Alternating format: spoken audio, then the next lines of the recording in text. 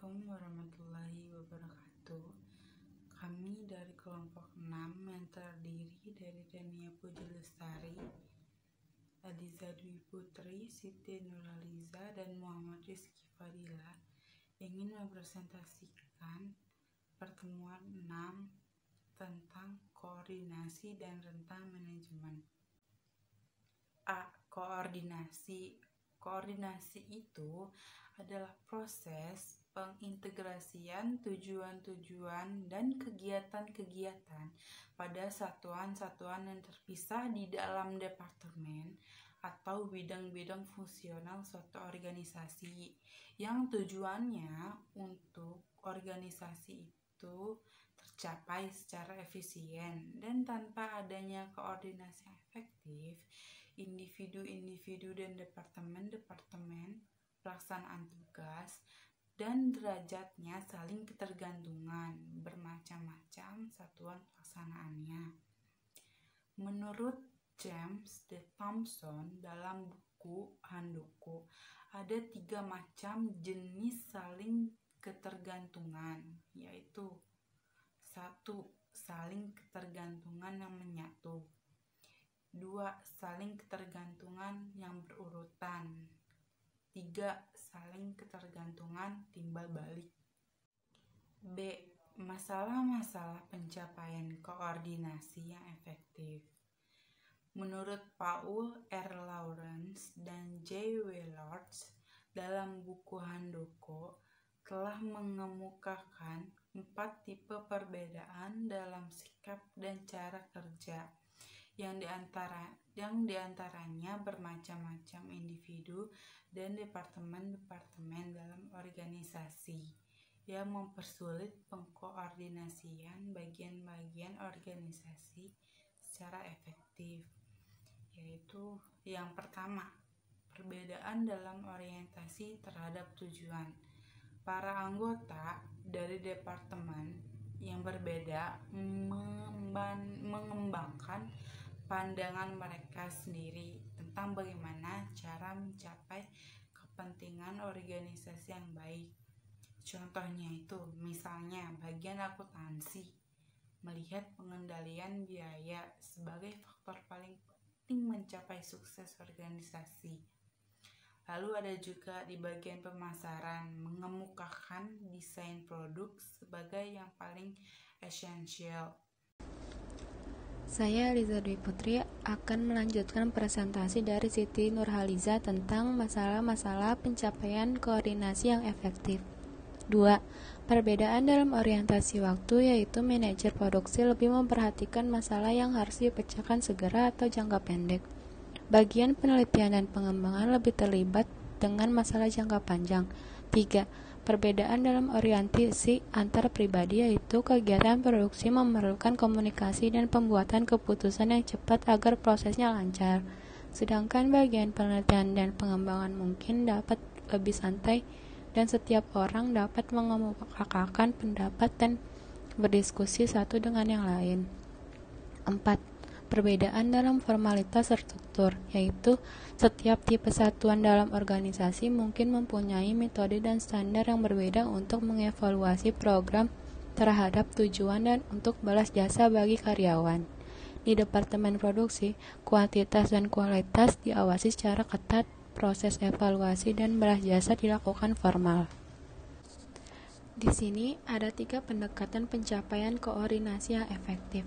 1. 3 mekanisme pengkoordinasian dengan teknik dasar, yaitu hierarki manajerial adalah rantai perintah, aliran informasi dan kerja, wewenang formal, hubungan tanggung jawab dan akuntabilitas yang jelas dapat menumbuhkan integrasi bila dirumuskan secara jelas serta dilaksanakan dengan pengarahan yang tepat. B. Aturan dan prosedur adalah keputusan manajerial yang dibuat untuk menangani kejadian rutin, sehingga lebih efisien untuk koordinasi dan pengawasan rutin. C.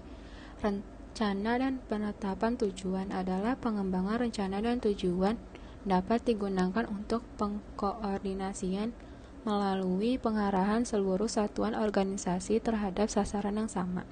2. Meningkatkan koordinasi potensial, yaitu A.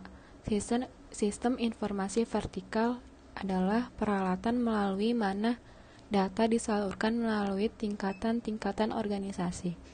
B. Hubungan-hubungan lateral. Melalui pemotongan rantai perintah hubungan lateral membiarkan informasi dipertukarkan dan keputusan dibuat pada tingkat hierarki di mana informasi yang dibutuhkan ada. Ada beberapa hubungan lateral seperti kontak langsung antara individu, panitia, dan satuan tugas. 3. Pengurangan kebutuhan akan koordinasi, yaitu A. Penciptaan sumber daya tambahan, memberikan kelonggaran bagi satuan kerja, penambahan tenaga kerja, bahan baku, waktu, tugas diperingan dan masalah yang timbul berkurang. B. Penciptaan tugas yang dapat berdiri sendiri, yaitu mengurangi kebutuhan koordinasi dengan mengubah karakter satuan organisasi. Kelompok tugas yang berdiri sendiri diserahi suatu tanggung jawab penuh salah satu organisasi, operasi, atau perusahaan. C. Rentang manajemen. Pertama, rentang manajemen atau rentang kendali yang dimaksud adalah jumlah karyawan yang melapor langsung pada seorang manajer. Kedua, rentang kendali sempit, maka hanya terdapat sedikit karyawan berada di bawah seorang manajer. Sebaliknya, rentang kendali yang melebar menunjukkan bahwa manajer mengendalikan banyak karyawan. Ketiga, keputusan tentang rentang kendali adalah menyangkut apakah organisasi akan lebih efektif apabila rentang kendalinya lebar atau sempit. Keempat, prinsip rentang manajemen berkaitan dengan jumlah bawahan yang dapat dikendalikan secara efektif oleh seorang manajer atau atasan. Perkenalkan, nama saya Muhammad Rizky Fadilah. Saya ingin melanjutkan presentasi untuk slide selanjutnya, yaitu mengenai rentang manajemen, sering juga disebut istilah-istilah. Di sini ada 4, yaitu span of control, span of authority, span of attention, span of supervision. Yang pertama, span of control, kemampuan pimpinan untuk mengatur bawahannya. Yang kedua, span of authority, kemampuan pimpinan untuk mengambil suatu tindakan terhadap bawahannya. Yang ketiga, span of attention, kemampuan pimpinan untuk memberikan perhatian terhadap bawahannya. 4. Span of supervision, yaitu kemampuan pimpinan untuk mengawasi bawahannya. Nah, di slide selanjutnya yaitu beberapa jumlah rentangan yang ideal. Ada 2 alasan utama mengapa penentuan rentangan manajemen yang tepat adalah penting. Yang pertama, rentang manajemen memengaruhi penggunaan efisien dari manajer dan pelaksanaan kerja efektif dari bawahan mereka. Di sini ada 2 poin, yaitu terlalu melebarnya rentangan dan juga rentangan yang terlalu sempit. Terlalu melebarnya rentangan dapat berarti bahwa manajer harus mengendalikan jumlah bawahan yang besar sehingga menyebabkan tidak efisien. Rentangan yang terlalu sempit dapat menyebabkan manajer tidak digunakan sepenuhnya. Yang kedua, ada hubungan antara rentang manajemen di seluruh organisasi dan struktur organisasi. Di sini ada 2 poin, yaitu semakin sempit rentang manajemen, struktur organisasi akan berbentuk tol. Dengan banyaknya pengawasan di antara manajemen, puncak, dan tingkat paling rendah. Selanjutnya, rentang manajemen yang melebar akan menghasilkan struktur yang berbentuk flat, yang berarti tingkatan manajemen semakin sedikit. Meskipun bermaksud menentukan jumlah rentang manajemen yang ideal, tetapi tidak ada jumlah yang mutlak dapat ditentukan karena tergantung pada banyak variabel seperti besarnya organisasi, teknologi, spesialisasi, kegiatan rutin, tingkatan manajemen, dan sifat pekerja lainnya. Henry Fayol mengemukakan jumlah maksimum yang dapat dikendalikan oleh setiap pengawas produksi dalam organisasi adalah 20-30 karyawan.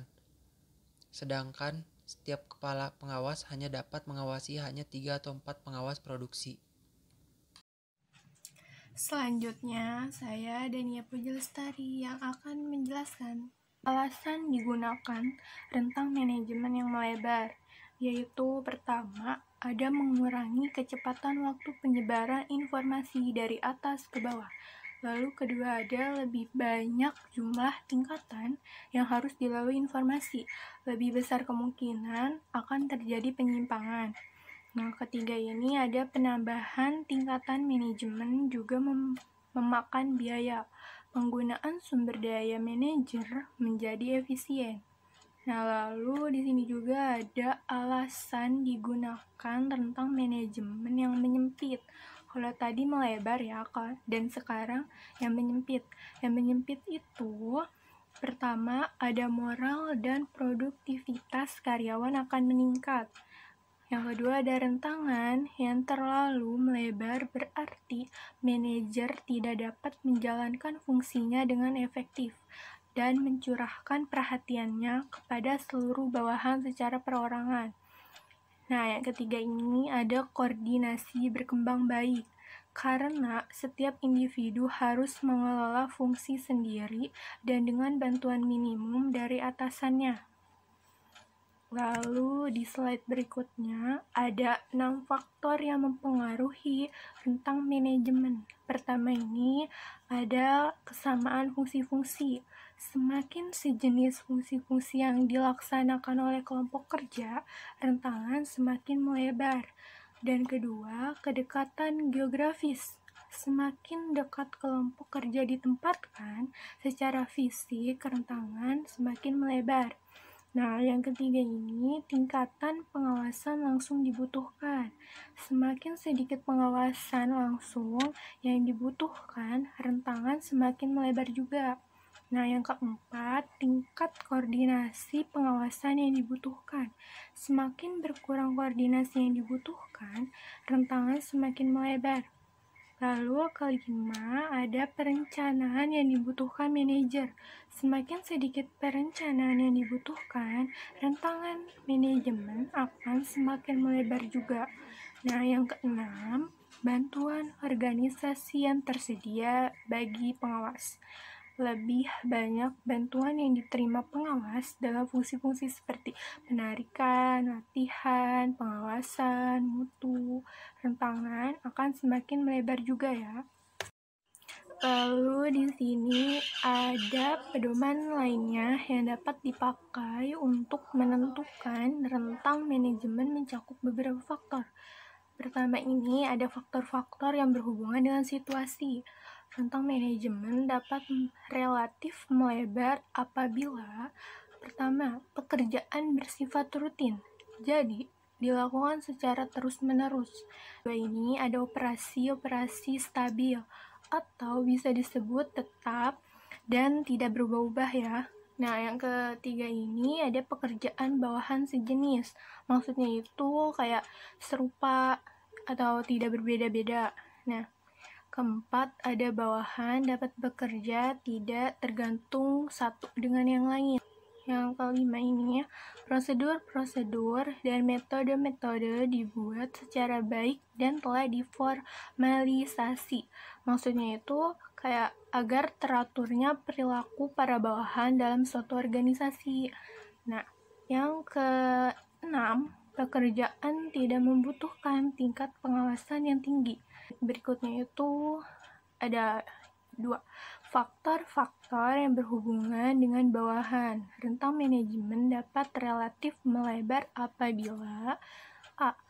Bawahan adalah terlatih baik untuk pekerjaan tertentu. Dua ini, yang B, maksudnya ya, bawahan lebih senang bekerja tanpa pengawasan ketat. Yang ketiga, ada faktor-faktor yang berhubungan dengan atasan. Rentang manajemen dapat relatif melebar apabila A. Manajer adalah terlatih baik dan berkemampuan tinggi. B. Manajer menerima bantuan dalam pelaksanaan kegiatan-kegiatan pengawasannya. C. Manajer tidak mempunyai kegiatan-kegiatan tambahan selama pengawasan dilaksanakan. Yang keempat atau D. Manajer lebih menyukai gaya pengawasan yang lepas daripada ketat. Selesai sudah penjelasannya dari kami. Sekian dan terima kasih. Kurang lebihnya mohon maaf. Wassalamualaikum warahmatullahi wabarakatuh.